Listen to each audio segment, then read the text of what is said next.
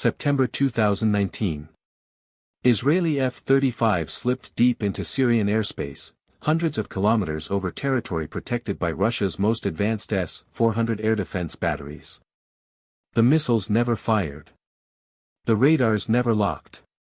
Russian commanders watched helplessly as Israeli stealth fighters struck Iranian targets and vanished. Moscow had deployed those billion-dollar systems to stop Israeli aircraft. They failed completely. Today we reveal the secret Israeli F-35 upgrades that blindsided Russia and changed the balance of power in the Middle East, forever. The story begins with Russian confidence in their air defense technology.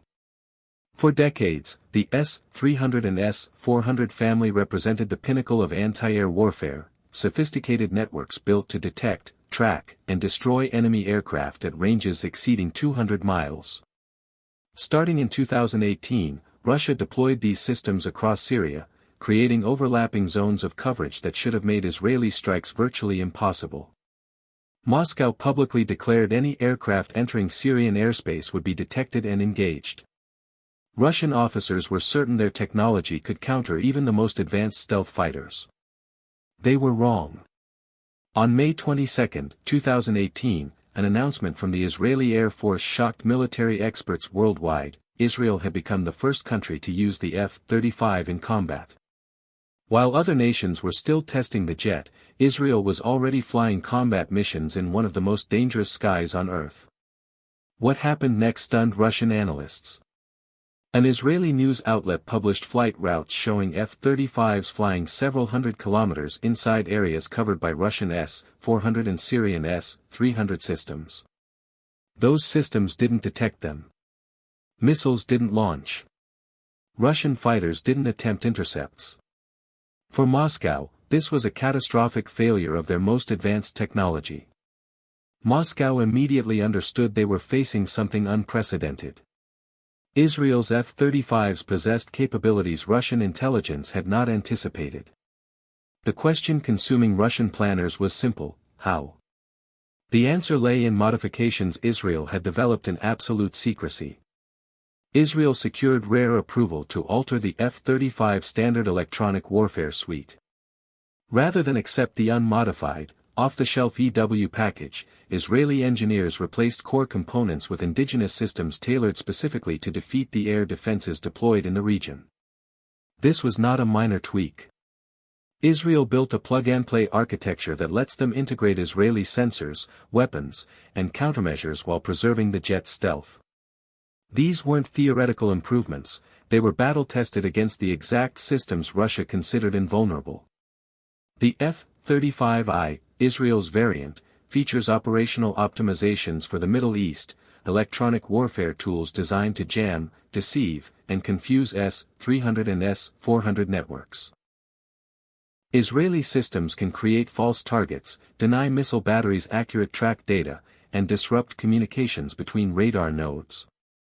Because the architecture is modular, Israel can rapidly upload new countermeasures as adversaries change frequencies or tactics, an adaptability Russia had not accounted for. Israeli jets also carry weapons optimized for their environment. Rafael-built missiles like the Python 5, with dual waveband seekers, and the Spice family of precision-guided munitions give Israeli pilots the ability to engage from standoff ranges. Specialized one-ton penetration bombs designed for internal carriage mean strikes can be delivered without compromising stealth. In short, Israel can engage from beyond the effective bubble of many air defense systems, and by the time radar nets pick up weapon launches, the jets are already on their way out. Range was another game-changer. Israel fitted some F-35s with conformal fuel tanks, extending missions to more than 1,700 kilometers without aerial refueling. That allows deep penetration strikes and reduces reliance on vulnerable tanker aircraft.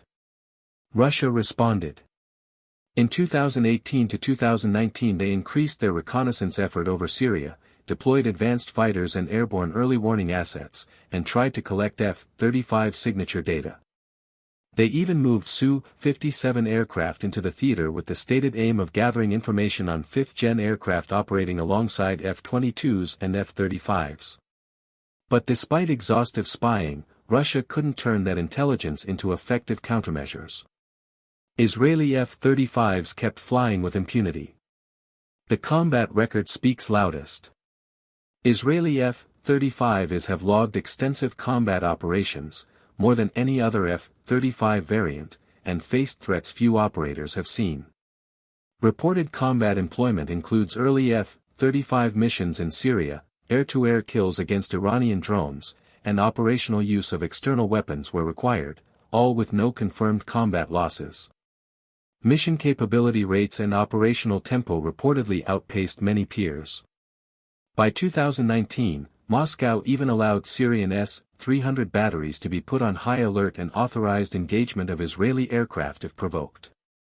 Still, the S-300s failed to effectively track and engage the stealth fighters.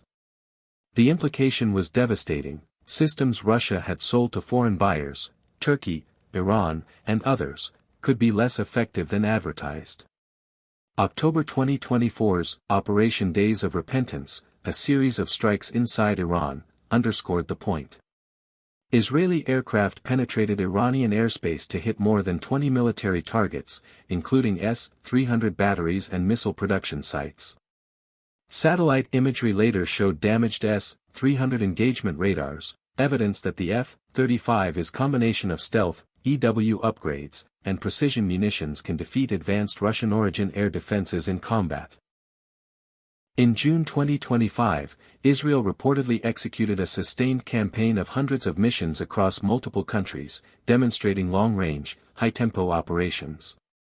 Sorties averaged vast distances, in some cases more than 1,400 miles one way, flown across Turkey, Jordan, Syria, and Iraq.